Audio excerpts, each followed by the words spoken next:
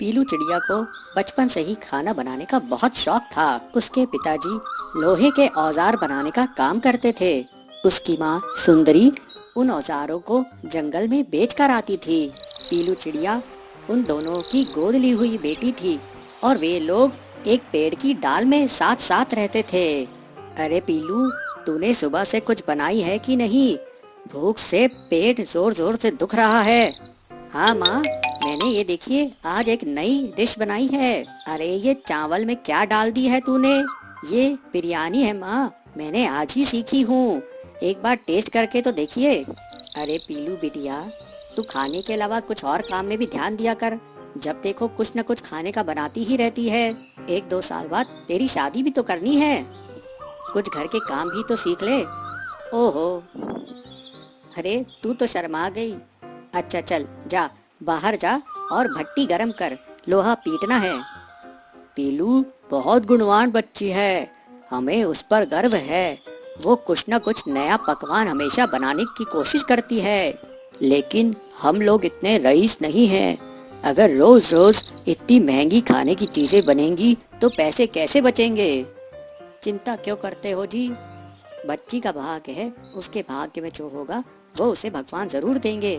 मेरे बस की बात होती तो उसे 10वीं कराकर घर में नहीं बैठाता और आगे पढ़ाता।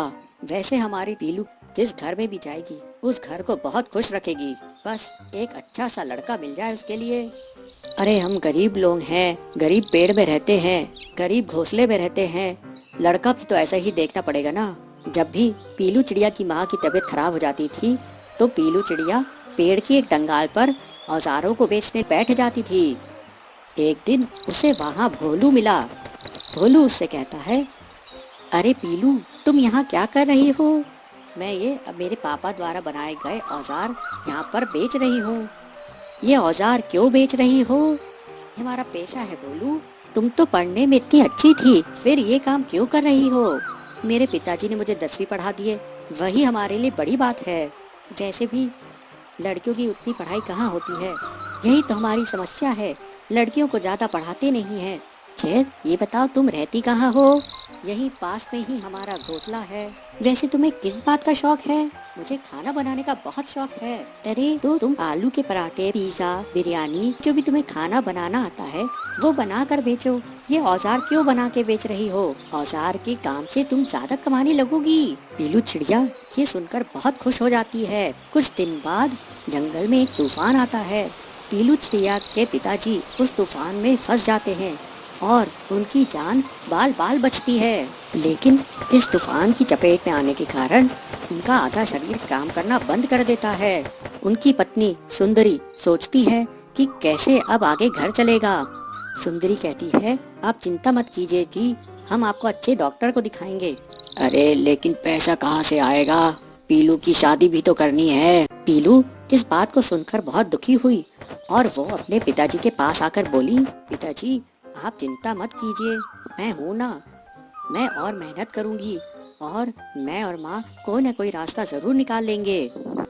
पीलू की बात सुनकर उसके पिताजी कहते हैं, अरे बेटा तू इतनी छोटी है, तू क्या क्या करेगी? पीलू कहती है, पिताजी जब तक पिताजी आप ठीक नहीं हो जाते मैं घर के बाहर आलू के पराठे, पिज्जा बनाकर बेचा करूँगी। अरे पीलू ये काम करोगी तो लोग क्या कहेंगे? पीलू समझदारी से जवाब देती है, पिताजी जब मैं जंगल में औजार बेचती हूँ तब क्या कोई कुछ कहता है? हाँ में हाँ मिलाते हैं। अगले दिन पीलू भट्टी पर पिज्जा बनाती है और अपने माँ पिताजी को कहती है, हाँ पिताजी ये पिज्जा एक बार खा के देखिए कैसा बना है। पीलू के माँ और पिताजी उस पिज्जा को खाते हैं। पीलू चिड़िया की तारीफ करते हैं, अरे वाह ये तो बहुत स्वादिष्ट लग रहा है, हमने तो ऐसा कभी कुछ नहीं खाया था, अब मैं यही काम करूँगी। पीलू की माँ कहती है, लेकिन ये सब तेरे दिमाग में आया कहाँ से? माँ मुझे ये सलाह भोलू ने दी। ये भोलू कौन है? माँ भोलू मेरे साथ स्कूल में पढ़ता था। इस तरह पीलू चिड़िया पिज्जा और आलू के पराठे बेचने लगी और जो भी पक्षी उसके यहाँ पिज्जा और आलू का पराठा खाता वो उसका फैन हो जाता। इस तरह से पीलू चिड़िया धीरे धीरे अपनी मेहनत से प्रसिद्ध होने लगी। दूर दूर से पक्षी पीलू चिड़िया के पास पिज्जा और पराठा खाने आने लगे और उसके पास काफी पैसा जमा हो गया। फिर एक दिन पीलू चिड़िया अपने पिताजी को लेकर बड़े डॉक्टर के पास जाती है।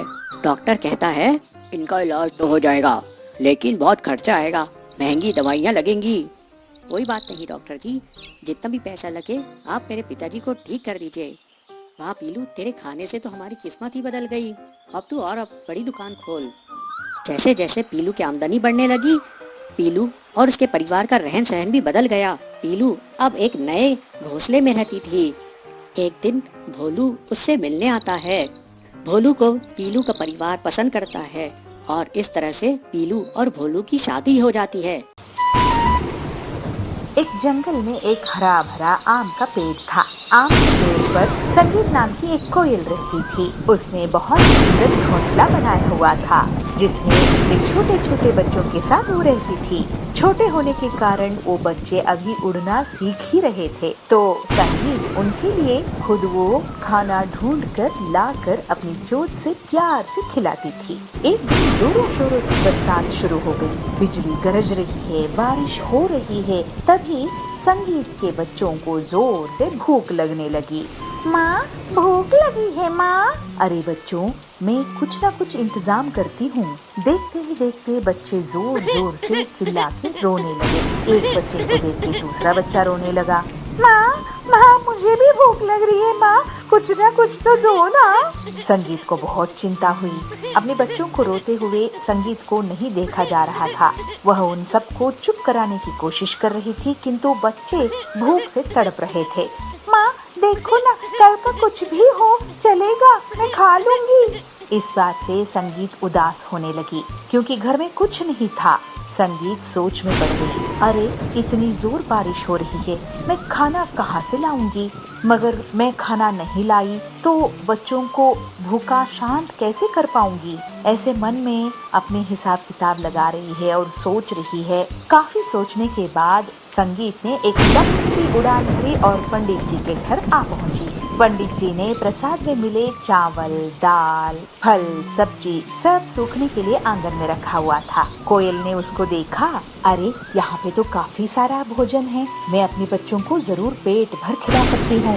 यह सोचते हुए बच्चों के लिए अपने मुंह में संगीत ने ढेर सारा चावल लिया और पैरों से एक फल भी ले लिया और झटपट वहाँ से उड़ गई। भीगी भागी सी जैसे ही वो घोंसले में पहुँचती है तो सभी बच्चे एक साथ पूछते हैं, माँ आप भीग गए हो?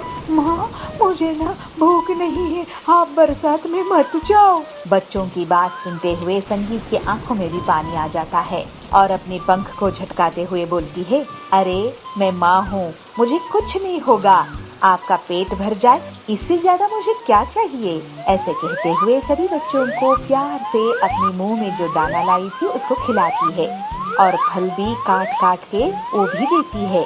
फल और दाने खा के बच्चों का पेट भर गया।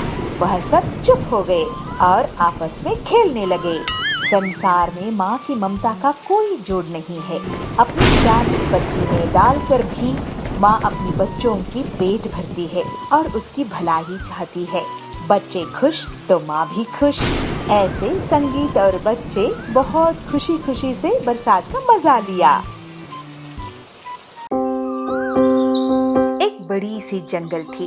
उस जंगल में नदी के किनारे एक पेड़ पर कबूतर रहता था। उसी जंगल में एक दिन कहीं से एक मधुमक्खी भी गुजर रही थी। अचानक से वह एक नदी में जा गिरी। उसके पंख गीले हो गए। उसने बाहर निकलने के लिए बहुत कोशिश की, लेकिन वह नहीं निकल सकी। जब उसे लगा कि वह अब मर जाएगी, तो उसने मदद के लिए चिल्लाना शुरू कर दिया। अरे कोई तो मुझे बचाओ, बचाओ, मैं नदी में गिर गई हूँ, मैं उड़ नहीं पा रही हूँ, मुझे नदी से बाहर निकालो। तभी पास के पेड़ पर बैठे कबूतर की नजर उस पर पड़ गई। कबूतर ने उसकी मदद करने के लिए तुरंत पेड़ से उड़ान भर ली। नदी के पास जाकर बैठने वाली कबूतर सोचती है, अरे इसको कैसे बचाएं? ये तो इत्तू सा मधुमक्खी है। हाँ, आइडिया। ऐसे कहते हुए एक तरकीब सोचती है। कबूतर ने एक पत्ते को अपनी चोंच में पकड़कर उसे नदी में गिरा दिया और मधुमक्खी से कहा, अरे मधुमक्खी, आप ना इस पत्ते पर बैठ जाओ, मैं अपनी चोंच में इसे लेके नदी से बाहर उड़ जाऊंगी। हाँ, आपकी आइडिया तो बहुत ही अच्छी है। आप बहुत होशियार हो। मैं जरूर उस पत्ते पे बैठ के नदी पार करूंगी। वह पत्ता मिलते ही मधुमक्खी उस पर बैठ गई। थोड़ी ही देर में उसके पंख सूख चुके थे। तब वह उड़ने के लिए तैयार थी। इस बात को कई दिन बीत चुके थे। एक दिन वही कबूतर गहरी नींद में सो रही थी और तभी एक लड़का उस पर गुलेल से निशाना लगा रहा था। कबूतर गहरी नींद में थी, इसलिए उसे इस बात की एहसास नहीं हुई। लेकिन उसी समय वहाँ से एक मधुमक्खी गुजर रही थी, जिसकी नजर उस लड़के पर पड़ गई। यह वही मधुमक्खी थी जिसकी जान कबूतर ने बचाई थी। अरे बदमाश लड़के, कबूतर सो रहा है तो उसको निशाना बना रहे हो। देखो मैं क्या करती हूँ। मधुमक्खी तुरंत लड़के की ओर उड़ गई और उसने जाकर सीधे लड़के के हाथ पर डंक मार दिया। मधुमक्खी के काटते ही लड़का तेजी से चिल्ला पड़ा। उसके हाथ से गुलेल दूर जाकर गिरी। अरे बहुत जलन हो रही है, मधुमक्खी ने मुझे काट लिया, अब मैं क्या करूं? कहते हुए रोने लगा। लड़के की रोने की आवाज सुनकर कबूतर की नींद खुल गई थी। वह मधुमक्खी के कारण सुरक्षित बच गई थी। कबूतर को सारी माजरा समझ में आ गया। उसने मधुमक्खी को जान बचाने के लिए धन्यवाद बोली। अरे मधुमक्खी, तुम तो मेरी जान बचाई, वरना इस बदमाश लड़के ने तो मुझे निशाना बना लिया था। अरे मैंने आपकी उपकार नहीं भूली। ऐसे दोनों बात करते हुए जंगल में उड़ गए। हमें भी जरूर मुसीबत में फंसे व्यक्तियों को मदद करनी चाहिए। इससे हमें भविष्य में इसके अच्छे परिणाम जरूर मिलते हैं। अच्छा कर्म से अच्छा फल। सुंदर वन में पीलू चिड़िया अपने पति बबलू के साथ रहती थी। आइसक्रीम की दुकान चलाते थे। वे लोग आइसक्रीम घर पे ही बनाते थे और 1 रुपए में आइसक्रीम बेचा करते थे। आइसक्रीम की कीमत कम होने के कारण उनकी आइसक्रीम बहुत बिकती थी। दिन भर उनकी दुकान पर पक्षियों की लाइन लगी रहती थी। एक बच्चा ग्राहक उनकी दुकान पर आके कहता है, पीलू आंटी, ये लो 2 रुपए, मुझे 2 आइसक्रीम देना। ये लो बेटा। तभी वहाँ पर हरिया काका पहुँचता है। वो कहता है, पीलू बेटा, मुझे 10 आइसक्रीम देना, मेरे बच्चे बहुत जिद कर रहे हैं आइसक्रीम खाने की, और हाँ, एकदम ठंडी ठंडी देना। पीलू कहती है, हाँ हाँ हरिया काका, सभी आइसक्रीम एकदम ठंडी हैं। फिर पीलू 10 रुपए की 10 आइसक्रीम हरिया काका को देती है। इस तरह पीलू चिड़िया कम पैसे में ज्यादा आइसक्रीम बेचकर ज्यादा मुनाफा कमा रही थी। पीलू चिड़िया की दुकान के ठीक सामने कालू कौवा भी आइसक्रीम बेचा करता था। कालू बहुत महंगी आइसक्रीम बेचता था। इस वजह से जंगल के पक्षी उसकी दुकान में जाने से कतराते थे। बबलू और पीलू की दुकान पर भीड़ लगी देखकर कालू कौवा बहुत चलता था। एक दिन वो अपनी पत्नी सुंदरी कौवी से कहता है, वो देख सुंदरी, दिन भर बबलू और पीलू की दुकान पर पक्षियों की लाइन लगी रहती है और हमारी दुकान की तरफ कोई देखता भी नहीं है। जब से इन लोगों ने 1 रुपए की आइसक्रीम बेचनी शुरू की है, हम लोगों का धंधा तो एकदम चौपट ही हो गया है। कुछ समझ नहीं आता है कैसे अपनी दुकान पर पक्षियों को बुलाऊं। सुंदरी कहती है, तुम क्यों बेकार में चिंता करके अपना खून जला रहे हो? मेरी मानो तो तुम भी 1 रुपए वाली आइसक्रीम बेचना शुरू कर दो। लेकिन सुंदरी, हमें आइसक्रीम बनाना कहाँ आता है? सुंदरी कहती है, अरे जी, तुम शहर से केमिकल वाली आइसक्रीम ले आए ना, हम 1 रुपए में 2 आइसक्रीम बेचा करेंगे। इतनी सस्ती आइसक्रीम बेचेंगे तो जंगल के सारे पक्षी हमारी दुकान में आएंगे। अगले दिन कालू कौवा शहर में जाकर केमिकल से बनी हुई आइसक्रीम का एक बड़ा सा डब्बा लेकर आता है और दूसरे दिन से वो अपनी दुकान में उसे बेचने लगता है। आइसक्रीम ले लो आइसक्रीम, रंग बिरंगी आइसक्रीम, 1 रुपए में कई सारे फ्लेवर वाली आइसक्रीम। उसकी आवाज सुनकर बबली चिड़िया वहाँ पहुँचती है और कहती है, अरे कालू अंकल, क्या आप भी आज से 1 रुपए वाली आइसक्रीम बेच रहे हैं? कालू कहता है, हाँ बबली, मैं भी अब से 1 रुपए वाली आइसक्रीम बेचने लगा हूँ और मेरे पास बहुत सारे फ्लेवर्स हैं, तुम्हें कौन सा चाहिए? बबली कहती है, अंकल जी, मुझे मैंगो फ्लेवर्स की 2 आइसक्रीम देना।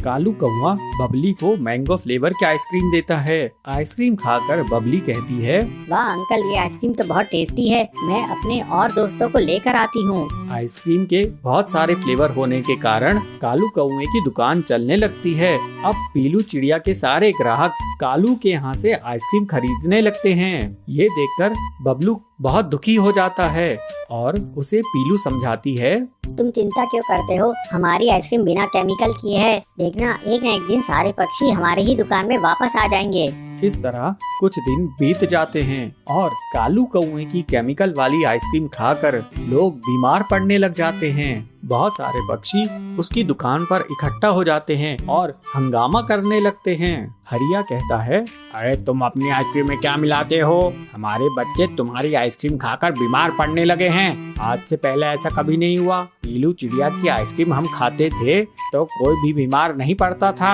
हम तुम्हारी कंप्लेन पुलिस में करेंगे। ये सुनकर कालू डर जाता है। वो कहता है, नहीं नहीं, मेरी कंप्लेन पुलिस में मत करना। मैं अब से आइसक्रीम बेचना बंद कर दूंगा। मैं ये आइसक्रीम शहर से खरीद कर लाता था। मुझे नहीं पता था कि इसमें केमिकल्स मिले हैं जिससे बच्चों की तबीयत खराब हो जाएगी। फिर कालू कौवा केमिकल से बनी हुई आइसक्रीम बेचना बंद कर देता है और पीलू और बबलू की दुकान फिर से चल निकलती है। सारे पक्षी उन्हीं के यहाँ से आइसक्रीम खरीदने लगते हैं। कुछ दिनों बाद दोनों पति पत्नी अब अलग अलग फ्लेवर्स की आइसक्रीम बेचने लगते हैं। उनकी दुकान की बिक्री अब और बढ़ जाती है। फिर बबलू कबूतर और पीलू चिड़िया खुशी खुशी रहने लगते हैं।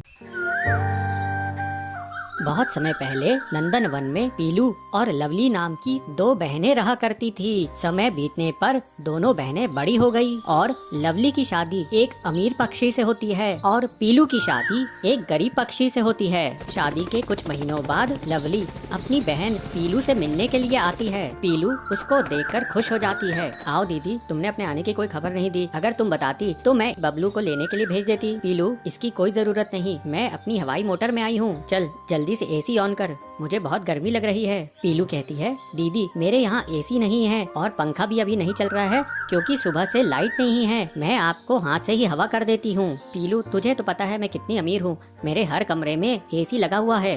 तेरी इतनी औकात कहाँ कि तू एसी खरीद सके?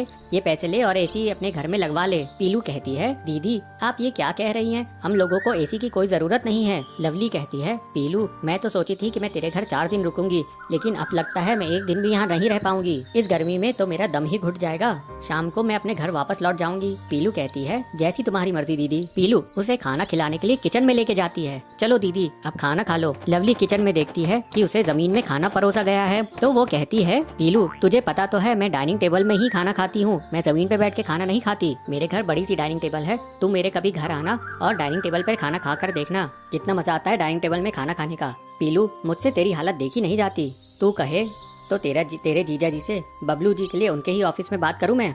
वहाँ ऊपरी कमाई बहुत होती है, जल्दी तू भी मेरी तरह अमीर हो जाएगी।